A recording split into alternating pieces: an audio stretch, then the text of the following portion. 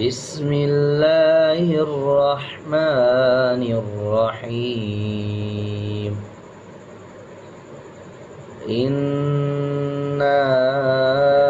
أعطيناك الكوثر فصل